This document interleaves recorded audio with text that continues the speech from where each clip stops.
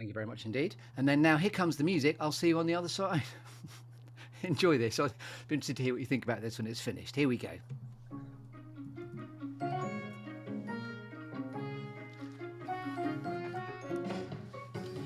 Welcome to another episode of the Good Listening To Show, your life and times with me, Chris Grimes, the storytelling show that features The Clearing, where all good questions come to get asked and all good stories come to be told, and where all my guests have two things in common.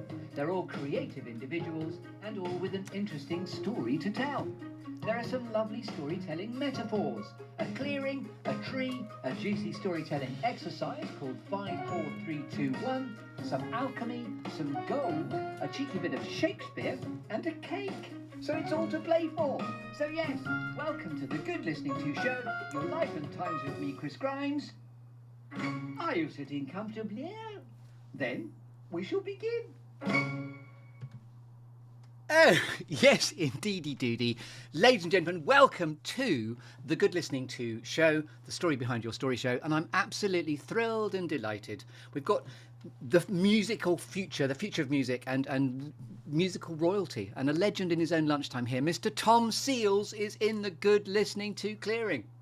Hello, everybody. Well, what an intro. Thank you. I'm glad you read out the intro I wrote for myself, so thanks for that. That's very good. You are a boogie-woogie sensation. And I know that you're an all-round talented pants. I was lucky enough to be introduced to your wonderful agent, Juliet Matthews, recently, because we've got a location in France in common. You're going to be performing, apparently, where I do my Instant Wit Laughter Lab workshops once a year, which is at Le Clearung in France. And I think you're going to be doing a gig there in August, if I'm not much mistaken. I am. I'm going out to do a sort of blues and boogie-woogie weekender where people can join me, and I'll do obviously a gig, and also people can pick my brains, and we can talk blues and boogie all weekend. So yeah, it's going to be fun. And just a couple of months before that, I'm just sort of laying out the stall nicely for you. I'll be in the same space, which has the most delicious acoustics, by the way. Katie Elliott Armitage at lesuranglais.com has this venue called L'Espace, which is a brilliant workshop venue, but also the acoustics are to die for. So, you know, you're going to really, really enjoy it. I'm going to set you a challenge, Chris. I'd like you to leave me something there. Yes. Okay. Something pleasant, I'm assuming. Yes, please. And yeah, a nice thing. I want you to leave me something, and then I can have a clue at where it is, and then we'll report back. Thank you so much. So I like the fact that you're already building a very warm relationship here. I like that. So what I loved about you when I first started researching you is you've laid out there from the get-go that your all-time hero, who I know you work alongside, is Jools Holland. Why I related to that is I've always said that my comic hero is Stan Laurel. Obviously, I can't sort of meet with him anymore. And Michael Palin is my comic hero, who someday I'd like to interview as well. But I love the fact that you're not only, you've stated Jools Holland, who said about you, you've got a fantastic feel, a fantastic voice, the wonderful Tom Seals. I can actually hear him introducing you in that way on the old Hootenanny. Have you played at that as well, by the way? I've not done the Hootenanny, no, but every year I'm involved with a show called the Jools Holland Boogie-Woogie and Blues Spectacular, and it's a dueling piano show. There's two pianos, sort of 4, 5, 6 piano players it tends to be, and Jools bills it as his favourite piano players from around the world. So to even be mentioned in that sentence is quite ridiculous. And I get to sit next to my hero. The first time I came off stage with him, about 5 years ago, my mum handed me a piece of paper. And I was so sort of so confused. I was, what is this? And she said, just open it. And it was a folded up piece of paper, A4, folded up 3 or 4 times. So it was quite small, in a cellophane packet that had clearly been, the cellophane packet looked really old. And I opened it out and it said, my name is Tom. I am 10 years old. And this is my autobiography. When I'm older, my dream is to play the piano with Jools Holland. And she said, I kept it because I knew that you would do it. And I'm so proud of that, because it always has been my dream. And we'll get onto why I like that style of music a bit later, because it's one of the things I want to talk about. But, for me to have Jools so held up on a pedestal, to now get the call to work with him maybe 7 or 8 times a year is, real dream come true. Oh, I just adore that. Thank you so much. And also, you're a man after my heart, because you've got going on your new creative endeavour, which is pulling you towards your future during lockdown. I know you did the Tom Seals live in isolation show during the pandemic, and it all got going because you're in lockdown. I also loved reading the fact that, we've all got one, but you had a horn section in your back garden. Most of us have a herbaceous border, but I quite like the fact that you managed to also, be socially distanced, but have an extraordinary orchestra. Also, just to blur another bit of smoke at you, when I was researching it, I love the fact that you could do a really smooth introduction. You could walk, talk, and be very coherent. Not do what Gerald Ford, the ex-president, was famous for. He popped some gum in his mouth and then fell up the steps of the White House. And then you sat down at the keyboard and then did this most extraordinarily fluent beginning as well. So you're coordinated and everything. Well, I'll take that. Thanks. So I'm going to take you through, and then, by the way, this is so lovely. There's going to be lots to talk about. I'm going to take you through the lovely storytelling metaphors of the Good Listening To show. There's a clearing, a tree. We're going to shake your tree, see which storytelling apples fall out. Then there's some alchemy, some gold, a random couple of squirrels, a cheeky bit of Shakespeare, and a cake. So it's all to play for. And also, I'm really glad I've got you just before you sort of take off, because you're about to go and represent the nation, please, at the expo in Dubai. I got a very nice letter from the Department of International Trade that said I'd been called up to, and I quote, represent the nation. And I believe it's a bit like jury service. You can't say no. If you get called up, and you're told you're being asked to represent the nation, I don't think you can say no. Not that you would anyway. But it was again crazy how these things happen. I've had a song in my set for years. A song that I sang with Gregory Porter, the incredible Gregory Porter, called Hey Laura. Now, there's a gig about 5 or 6 years ago at Cheltenham Jazz Festival, and I tried to buy tickets for the show. It was called Gregory Porter and Friends. I couldn't get tickets, but I actually then, closer to the time, got asked to be one of his friends on the show. So they said, which of these songs do you want to sing? So I picked Hey Laura, which we'll get to, but it comes full circle with my girlfriend Laura. So I sang Hey Laura, and it's been in my set for maybe 5 or 6 years. One night I said, is there anyone in called Laura? And this bloke put his hand up and he said, yeah, my wife's called Laura. Okay, fine. So we got chatting and I dedicated the song to her and yada, yada, yada. Turned out this was Laura Faulkner, High Commissioner of the da-da-da-da-da, with this very grand title, who then said to me, I'm putting together the program of the best entertainment, culture, foods, for everything that our country has to offer.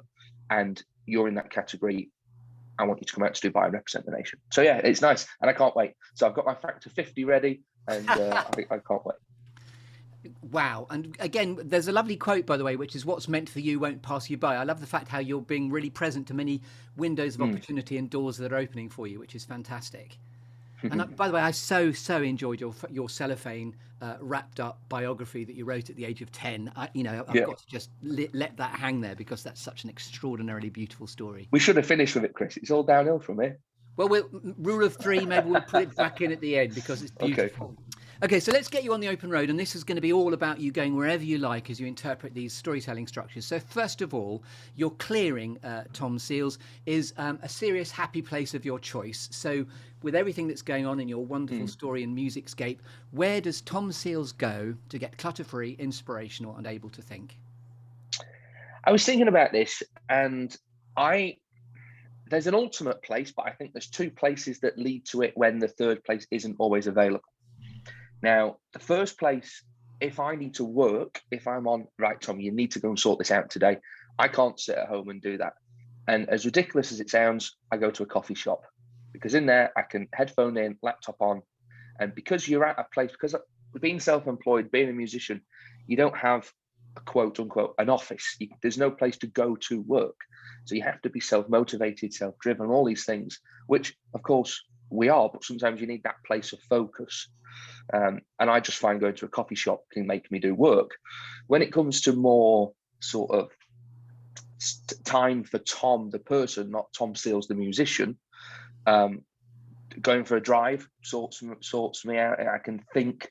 I like switching off, going for a drive, listening to podcasts, not even listening to anything sometimes, just driving makes me focus a lot.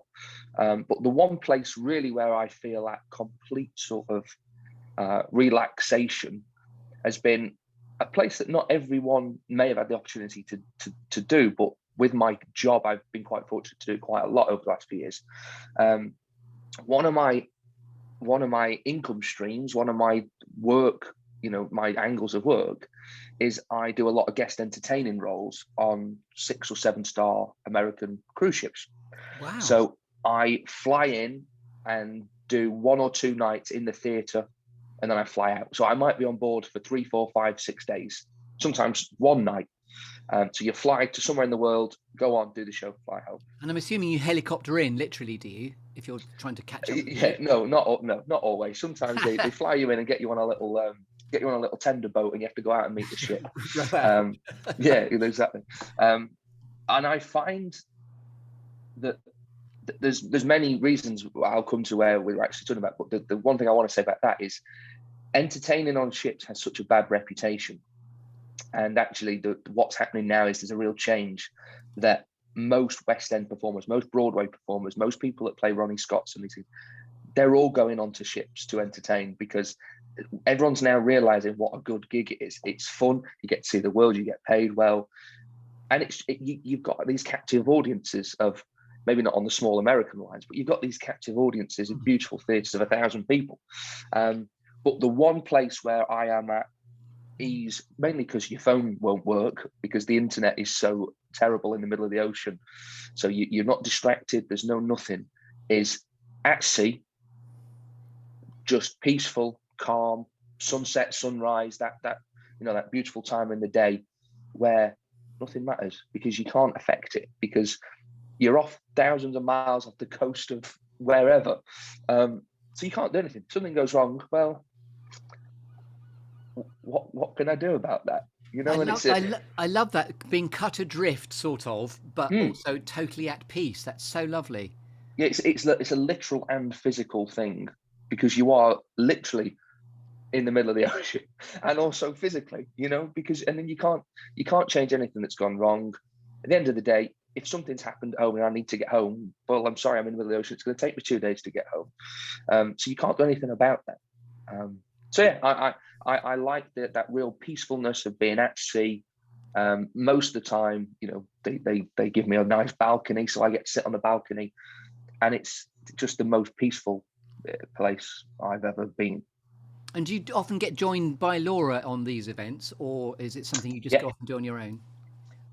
Pre-COVID, maybe sort of 2 years before COVID, I was doing quite a lot of them, and I was on my own, and I found myself needing to say to someone, look at that, otherwise what does it mean? I remember being off the coast of, I went to Ushuaia, the southernmost city in the world, on the tip of where the Antarctic meets Argentina.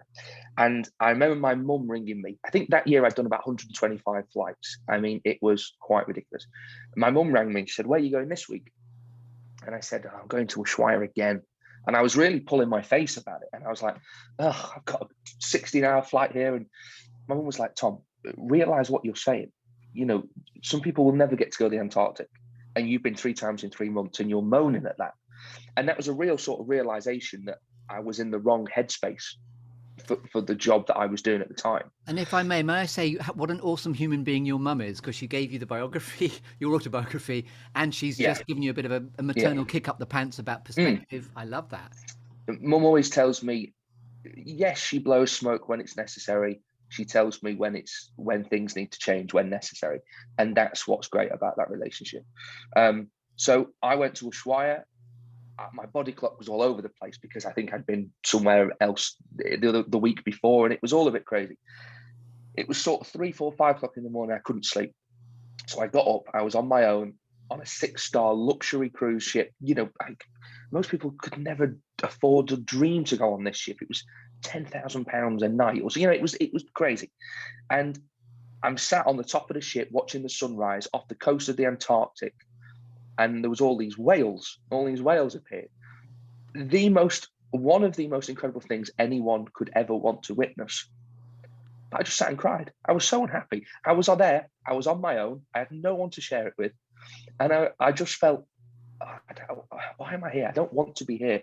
Yes, that's the most incredible thing anyone could ever see, but it's not incredible because you've got no one to share this experience with. So that's when things sort of changed. I said, right, come on, you're coming with me. So By the way, what's so lovely there is that's absolutely the energetic difference, I think, between an introvert and an extrovert. And I totally relate to you how an extrovert needs someone with them to go, look at that. Whereas my wife's an introvert, she could just go, and then wander off. I'd have to gallop after going, did you see those whales? They were awesome. So I relate to that really profoundly because I'm like you.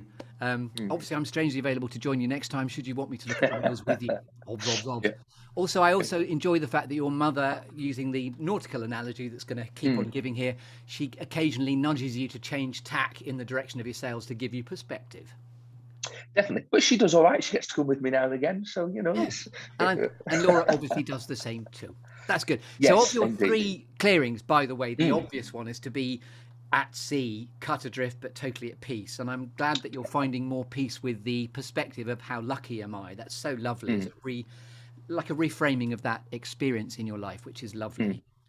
So it's more exciting than the coffee shop and the driving, if I may say. Yeah. But let's go there. So on your balcony on the 5, 6, 7-star ship, if you don't mind now, I'm going to arrive with a tree.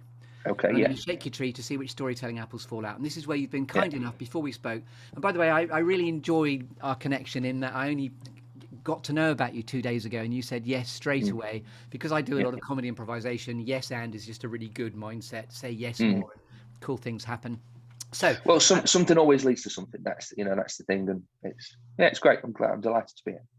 So this is where you've been kind enough to have interpreted the exercise 5, 4, 3, 2, 1. So you've had 5 minutes, or the 2 days since I first connected with you, to think about 4 things that have shaped you. And if there's any resonance with what you've been saying already, that's fine. 3 things that inspire you. That could be people, places, things, whatever, open to interpretation. 2 things that never fail to grab your attention. And if you enjoy the film Up, as I do, that's the squirrels moment. You know, whatever's going on in your life, what never fails to distract you. And then a quirky or unusual fact about you, Tom Seals, that we couldn't possibly know until you tell us. So let's get into the foliage of your tree. Shake it. How do you like these storytelling apples? Over to you. Okay, so the 4 things that have shaped who I am. So you said, you asked me to spend 5 minutes thinking about this. So I said, we were having dinner last night and I said to Laura, right, I've got this podcast tomorrow. 4 things that have shaped me. I said, and I'd already wrote them down, so I knew what I was going to say. But I said to Laura, okay, tell me. Bearing in mind, I've known Laura for 13 years. We were in a thing called the South Cheshire Young Musicians together. I always fancied the South Cheshire Young Musicians was a sort of shout out to them. They bought me my first gig piano. It was an organisation that was a charitable thing that helped young musicians in the area. Laura was part of that as well, and I remember trying to get her to give me a cheeky snog in the bridal suite at a gig 13 years ago, and she was having none of it. But then she moved to Dubai. She went out for 5 years to Dubai as director of expressive arts at Dubai British School out there. Wow. And I got booked to play the Dubai Opera House. And I went out there, and I just split up with the girl I'd been with for a few years. So I thought I'll invite Laura and her boyfriend to the show. Smooth operator. I like you. Thank you. So I texted her and said, Laura, there's 2 tickets on the guest list for you and your boyfriend. Would love to see you there. She wrote back and said, I'd love to be there too. It'll just be a ticket for 1. So of course I replied, oh, I'm terribly sorry to hear this, whilst a big grin on my face. Anyway, long story short, I asked her how long she was going to stay in Dubai for. She said forever. I've just bought a dog. I've just bought a car. I've just bought a house. Anyway, 2 weeks later, she handed a notice in and she moved back and we just moved in together. Anyway, that's all by the by. The point is she's known me forever. She's seen my progression in terms of everything, relationships, career. You know, she knows me very well. So I thought she'd say something quite profound when I said, Laura, 4 things that have shaped me. And it turns out she's actually funnier than me or you, Chris. The first thing, without any hesitation, Laura, what's the one thing that she's shaped me? And she said, chocolate orange. I love that. By the way, in researching, you're so deliciously self-effacing because you talk about having been the victim of being, this is of your own volition. You say, I've been the victim of a bit of, bullying, metaphorically, of being ginger, wearing glasses and carrying more weight than your frame might otherwise wish. Yeah, thanks to Jeff Prestridge from the Mail on Sunday for that quote. Yes, and it's very true. It's very true. I feel the need. It's quite funny. I feel the need to come out and reference the fact that in my head, I think all people think is, oh, he's fat and ginger and plays the glasses and he looks like Elton John. And, you know, I feel that I need to reference that. So we did a show with the comedian Joe Brand. And we'll come back to this, but this is the new show that I'm doing at the moment, where I'm chatting to celebrities about their favourite songs, and me and my band play them, which is a beautiful concept. The show works well. It's funny, it's sad, because we can take the guest to places through the music that they probably wouldn't get to on stage otherwise. And I did a show with Joe Brand a few weeks ago, and Joe is sort of famous for coming out and making what she just calls fat jokes, because she feels that she needs to address her weight. And so do I. So we resonated quite a lot about that. And we were talking about it on stage, and I was kind of opening up. But what I found really interesting is that quite a few people said to me, I didn't enjoy that part of the show. Yes, you know, we really enjoyed your show, but we didn't like that because you were too self-deprecating. You were too this, you were too that. But that's how I feel. Yeah. And I know that for Joe Brand, that's her shtick, a bit like Jack D would be morose as his shtick. I know he's not truly morose, but everyone has their shtick and their cut and thrust. So, but that's very interesting. How did you respond to that audience feedback? In the same way where I said, well, that's how I feel. So we can't take that away. Whether they didn't like it because they felt uncomfortable, but I'm comfortable talking about that, and Joe's comfortable talking about that. So we both felt comfortable, and we thought it was, you know, I'd listen back to it and maybe I go, okay, maybe there was a bit too much of it. Yeah. But from my point of view as a new interviewer, a new host, I'm trying to build common ground with someone to give myself confidence. So I'm trying to find common ground in me and Joe. And that was the thing that actually we bonded probably most about during that show. Yes. So I felt within that we'd got emotion, a bit of raw stuff, things that have bothered me for 10, 15 years on stage that I've never spoke about because I've never had the platform. Whereas that show allowed me to. So that was almost therapy for me on stage. And again, very relatable, the whole catharsis. I mean, I'm loving giving people a good listening to for the same reasons, because I'm able to riff on the human condition, and it's fantastic. Exactly. But besides that, it also allowed me and Joe just to take the mickey out of each other and just laugh. And we were addressing serious issues that we both struggled with. Yes. So if someone watching it finds this uncomfortable, that's maybe because they've never been in that position. Yes. But me and Joe have. And that's things that we both struggle with. Therefore, we can go on stage and laugh about it. So it's quite an interesting thing. And it's, you know, I have to take people's opinions on board and to some extent. In you finding your moment in the sunshine, it is a really good format. It's not surprising to me that you've really taken off with it, because you are very charming, and you're very authentic, and you're self-deprecating in a good way, I think. But, you know, and please tell us about the show deliberately at the end. I know it's called the Tom Seals Show in Isolation, so there'll be that opportunity. So back to chocolate orange as shaped. Yes. Yeah, less chocolate orange and more things that have actually shaped me. So let's go back to the Jools Holland thing. The first thing I think really is my dad's dad, my granddad, had a big band. And that's the thing that ultimately has shaped the reason I love the style of music that I like. I would love my own 30-piece big band. It's kind of impractical to tour financially, physically, whatever. But my granddad having a big band is probably the reason that I play the style of music I play. But then the second thing I think, which is a real sort of influence and may have not happened, you know, my career may not have happened had this not happened. My sister, who is a science teacher, who's 9 years older than me, was having singing lessons. And when she was having these singing lessons, her singing teacher wanted her to sing scales. So my parents bought her a little keyboard, tiny little keyboard with, I don't know, 10, 15, 20 notes on. And my sister Rebecca hated playing it. So she used to make me, a little brother, just go da da da da da da da da on the piano. So I guess the combination of those two things, Beck making me do the piano and my dad's dad having the VCO, the Versatile Concert Orchestra, led me to love this style of music.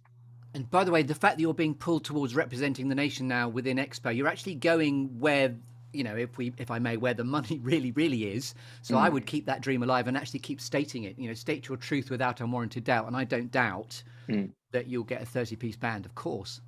Yeah, well, one day. The last tour was 12-piece, so we're slowly working our way up. You do the math. That's lovely. And as you say, exactly. You've already got a horn section in your garden, which is quite cunning as well. We'll get onto the remote horn section. And then I think quite interesting. So that's kind of what I think shaped me musically. Whereas when I think about Tom as the person which it's always hard to talk about yourself and then sort of say the positive things about yourself, I find. And that's not because my act is quite self-deprecating or it's, but no one sits there and says, oh, I'm kind and I'm this and I'm that. And if we did, we'd both not like them and we probably wouldn't want to talk to them. But I know that I think at least that I'm a personable person, that if I walk into a room, I would like to shake people's hand and look them in the eye and say, it's so nice to meet you. I try and remember their name. And that's happened to me in the past when I've worked with certain stars. I've been taken away, I've been blown away the fact they've remembered my name a minute later, and that makes you feel special. So I remember how that made me feel. So I try and walk into a room, speak to people, look them in the eye, shake their hands, nice to meet you, Steve, whatever their name is. But I also think I'm funny. I like storytelling. Not that I like the center of attention, but I like telling stories. And actually, all of that is my granddad, Frank. So is actually my mum's dad. So the weird thing about this is that my dad's dad is the musician, but we didn't ever have that relationship, any sort of relationship like that. He lived away and, he's still around now, but we don't really see him. Whereas my mum's dad, Frank, who's no longer here, was my best friend and my hero, and I just wanted to be him. Lovely. Every now and again, I like to let a bit of silence hang there. That was just lovely. Where next? So the fourth thing, really, I think shaped me is the travel. And I think that's, with the ships being a source of income for me over the last few years, not obviously the last few years with COVID, but pre-COVID, you constantly have to find a sort of middle ground. When you're self-employed, you have to do things that you like. You also need to make money. So if you can do things that are actually good money, but you enjoy as well, but aren't necessarily the direct path of where you want to go, then you have to do it. I always think, what's my ultimate goal? And I don't know what that is, because the goalposts shift slightly all the time. But ultimately, I want to be a professional musician. I want to make a living out of music. And in whatever capacity that means, then I think I'm happy with that.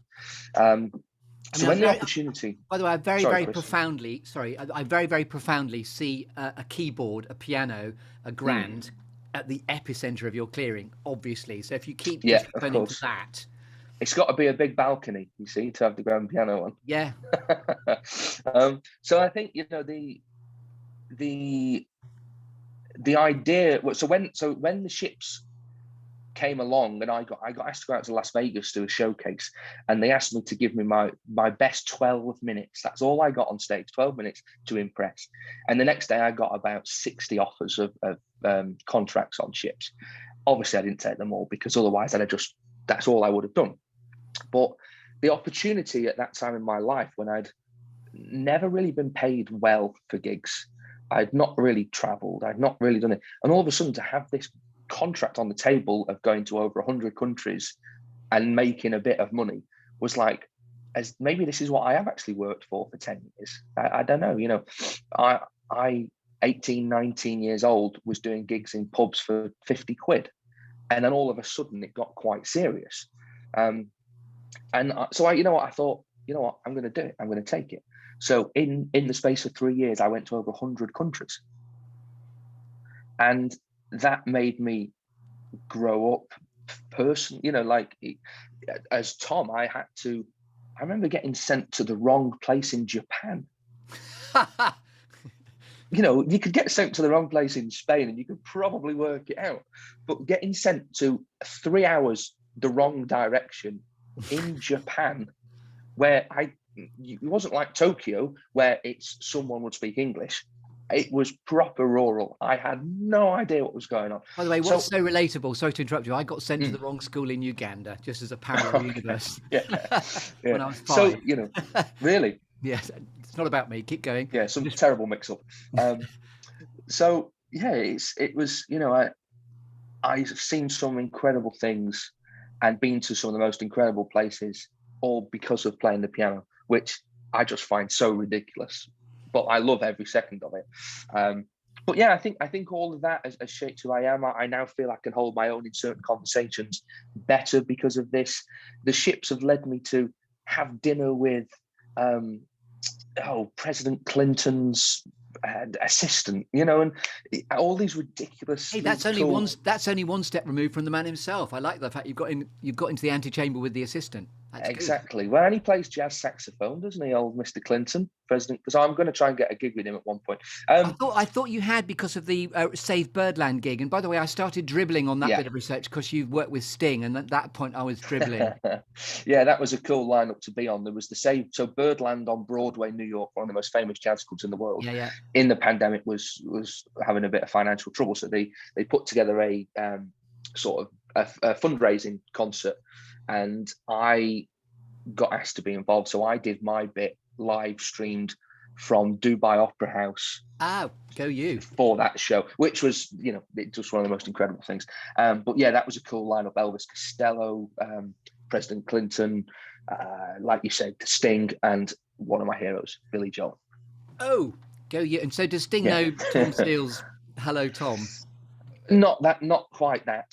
No, not yet. We're working on it though. Yeah, Fields of Gold, they're coming. It's all good. It's all good. Exactly. Keep going. Yeah. Over to you again. This is still in your foliage. Okay, cool. So we're on. So I think those four things really I feel of what have shaped me. So my granddad's personality, Frank, all the travel, and then obviously the music side is where that's coming from.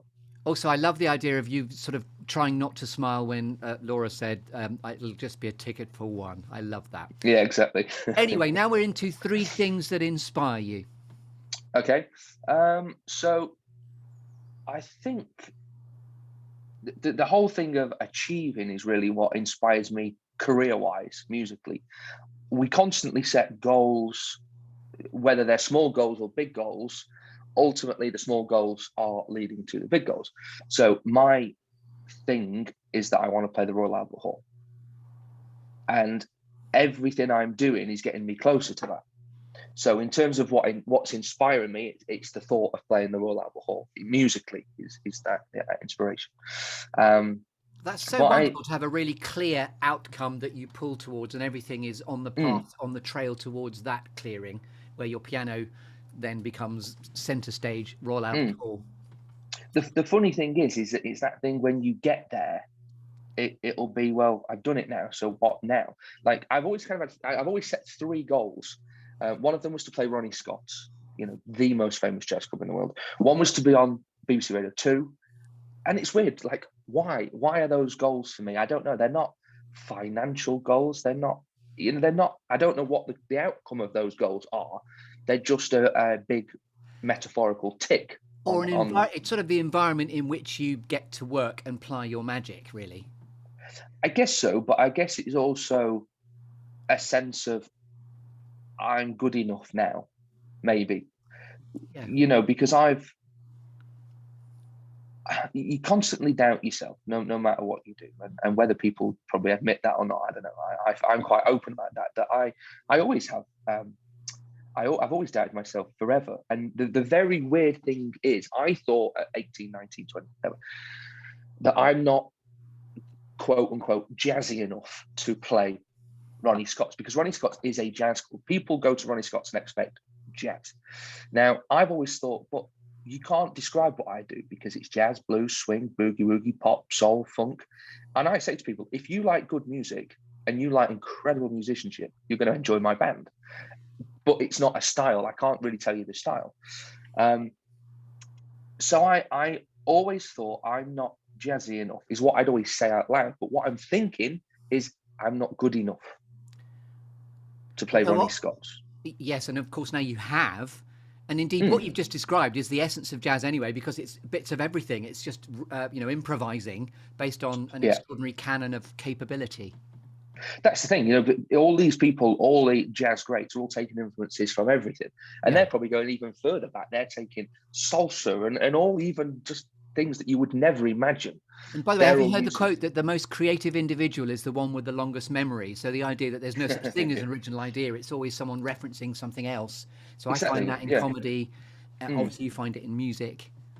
Well, yeah. So I had a couple of lessons over the past few years with a doctor of jazz, which imagine telling people you're a doctor and then they say, what in? And you say Dr. Jazz. And what Adam taught me was, you are constantly just pinching ideas from all the greats, because why not? So he'd teach me 10 classic solos and I'd learn them note for note and I'd be able to play along to the record to these solos. And it wasn't piano players, by the way. It might be Charlie Parker, the great sax player. And I would learn a Charlie Parker line that he'd just improvised, but he's learned that from someone. He's taken ideas from someone. So what I do is I then learn the Charlie Parker line, I learn this line, I learn a Miles Davis line, I learn an Oscar Peterson line. Yeah. And then when I'm come to solo as Tom, I take a little bit from there, a little bit from there, a little bit from there, add a bit of my own stuff in, which I probably nicked from Jools Holland. And then all of a sudden people go, oh, that Tom Seals, these solos are amazing. It's like, yeah, but like you're saying, we're just pulling influences from. And there's a DNA trail, even going back to your grandfather Frank as well. I mean, there's just a lovely DNA, purposeful, pulling you towards your future. This is your moment in the sunshine. This is very exciting. Yeah. And the funny thing is, you know, I for all those years thought I'm not good enough to do this, I'm not good enough to do that. And that's because I think I was just playing the wrong venues. You know, if you do my style of music in a pub in Crewe on a Friday night, it isn't going to work. Well, lucky old Crewe. Lucky old Crewe. Yeah, they didn't think that.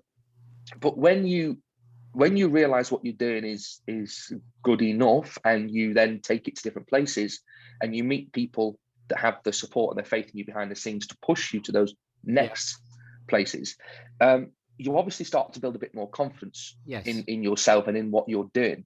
And I now, and like we said, we get onto Ronnie Scott's, it was always a dream of mine. I've played there many times now, and every time, you know, it sounds cliche, but it's true. We sell out, people queuing around the corner. It's one of the most amazing feelings to see that. Now I sit on stage at Ronnie Scott's, and 5, 6, 7 years ago, if you'd have said to me that was the case, I would have thought I'd be sat at the piano the first time I ever played there thinking, I don't deserve to be here. It's imposter syndrome. Why am I sat here? I'm just Tom from Crewe. I shouldn't be sat here. But when I was sat at the piano, it was one of the first times ever in my career that I've sat down at a piano, at a sold out show where people have paid 50 quid to come and see me. And I'm going, you know what? I belong on that stage. I deserve to be here. Yes. And it was one of the most incredible experiences, because it come out of nowhere. All of a sudden I was like, you know what? I've worked hard to get here, so I'm going to enjoy this. And I enjoy that there's definitely an undercurrent. I'm not just being nice to you, but there's an undercurrent of humility in there, which is just really enjoyable. I just think it's real and it's genuine. You know, I'm not going on stage and putting an act on. I'm going out there and I'm telling people, how have I got here? I'm Tom from Crewe, and now I'm playing Ronnie Scott's. This is crazy, and you're all here, and this is the best thing ever. You're just Jenny from the block. I like that. Exactly, yeah, exactly. So I think that thing of achieving inspires me. And on a similar note, the second thing that inspires me, but it's kind of quite similar, is that thing of proving people wrong. And I don't know if that's quite a competitive edge in me, or it's a bit of stubbornness. I don't know. And I don't know where the negative side to admit is on that. But I want to prove people wrong. I want to say, you know what, mate? I did that and I'm proud of it. And you know, you didn't believe in me. And I'd love to turn around to those people. Polydor Records, probably shouldn't have said them. But there was a big record label years ago. I was 18, 19, and I sent them some stuff. And they come back and said, we really like the sound, but you don't look like a pop star. Go and lose 3 stone and we'll talk to you. Oh, yeah. So don't when they ring you up again, don't take them on. Or maybe you should. I don't know. Also, you're in good company. I saw Sir David Attenborough had a rejection letter, which was published on Facebook recently, back in 1952. So really? even the greats have had rejection. So you're in good company. So that inspires me, because I want to go, you know what? I did that, and that was because of the way my hard work and the way I sound and this and that, not because of the way I look. Now we're going to So go into I am what I am. Yes, exactly. My own special creation. Yeah. And the third thing that inspires me, again, it's all kind of work related, I think, really. But the thing that inspires me to strive to be better in terms of my career, self-employed, you have to be self-driven, you have to be self-motivated to get up in the morning and get cracking on what you need to do. You've got to be motivated. Yes. My family constantly inspire me, and that's not a sort of cheesy cliche line, but my mum works so hard. She gets up every day, works ridiculously long hours, and I've not been brought up in a family with loads of money. I've all the incredible experiences in my life, as in, you may have seen this week, I posted a picture of me flying back business class from the Caribbean. That's not because my family's got loads of money. That's because I managed to blag a free upgrade by playing the piano at the airport. These things that have happened to me are because of the job and work, not because I've been handed anything on a silver spoon. Now, that's not saying I've not had the most love and support from my mum and my sister growing up. We have, me and my sister were so lucky in that. My family, I still live in Crewe, right? I worked the Crewe Lyceum, my hometown theatre last year. Besides that, I've not played locally for about 7 years. Why do I still live in Crewe? All my work's in London. Every single weekend, if I'm not on a flight somewhere, I'm driving to London. Last weekend, I did this gig with Joe Brand that finished at midnight. I got in my car and I drove home to be at my niece's 8th birthday party at 10 o'clock on Saturday morning. Because that's the most important thing to me. Yes, work is amazing. Yes, I get to go to all these incredible places and play on some of the most beautiful stages on the world. And yes, I get to go and represent the nation in Dubai and stay in 5-star hotels and fly all over the place because someone else is paying me to do that. How ridiculous is that, by the way? But the most important thing to me is I've got to be back for Jessica's birthday party. Don't care where I am, I'm getting back. So that whole thing of, my family have kept me here, kept me centered at home. This is home, in every aspect of that thing. It's and now I'm at home with Laura, who's been around me for forever in my life. It feels very much home now. I remember Robbie Williams back in the day talking about loving Sheffield, and the idea of to have your anchor point where it's really important to remember your roots and where you're from and what. Don't tell him he said Sheffield though, because he's from Stoke. Oh, awkward. Yes. I knew it began with wrong. Good correction. Yes, don't tell him. We can edit that out. We can't edit out because I don't edit. That's awesome. That's actually a mistake. So we're still in your foliage and we could be up to, and by the way, I'm curating the conversation. We've got about 7-8 minutes to go, which is completely brilliant. And I'm really not in a hurry. Now we're going to talk about 2 things that never fail to grab your attention. Oh, squirrels. What might they be? 2 things. When Laura moved back from Dubai, she said, I'm not coming back unless I bring the dog. I don't want a dog. I travel all the time. I can't have a dog. And now he's my little best mate. He's so good. So Charlie, who, funnily enough, you talked about DNA before, which is quite interesting. This morning, we've just done a dog DNA test. As you do. He's a Saluki mix, but we don't know what he's mixed with. So he runs like a greyhound, whippet sort of thing, but he looks like a border collie. So he's definitely got collie in him. But if I'm focusing on work and I'm nailing down and he's there, then I can't. Obviously, I can't. And if I may, you play like a greyhound and you look like a border collie. Just thought I'd share that with you. I'll take that. Thank you. So... and when I'm upstairs playing the piano, Charlie will come and sit on my feet while I'm playing the piano. And it's funny, obviously, because I'm spending working from home a lot because I'm here. We're spending a lot of time together. So he now goes to me before Laura, which has gone down very well, as you can imagine. Is Laura still a teacher, by the way? Yeah, she's a music teacher. Yeah. So she works at the local. She's at the local Catholic school. So she's constantly learning songs for mass and for prayer and all these things that she's got to do. So yeah, Charlie never fails to grab my attention. And the second thing is the football results. I'm a big Liverpool fan, big Crewe Alexandra fan. I think you are allowed 2 teams when one of them's good and one of them's rubbish. I think that's allowed. That is allowed.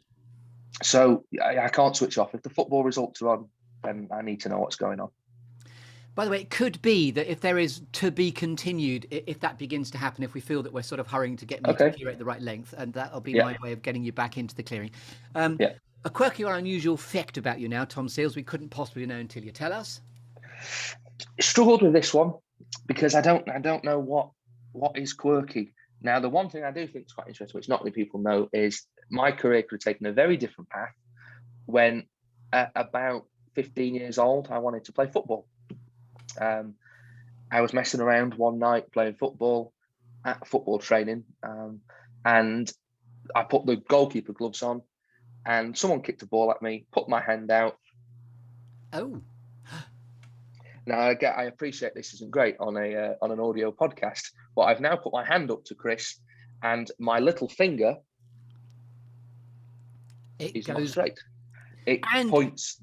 Wow, and does that give you extra new dimension for the piano? You've got it. So it doesn't bend properly.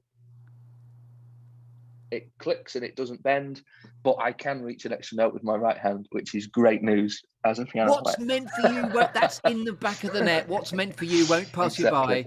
Exactly. What's the famous pianist where people think you can't play that because you need 7 foot wide hands? There's a particular piano. Is it Rachmaninoff? It's Thank you for helping me. Yes, yeah. Rachmaninoff. So there you are, Captain Rachmaninoff, yeah. Tom Seals. I love that. Yeah, exactly.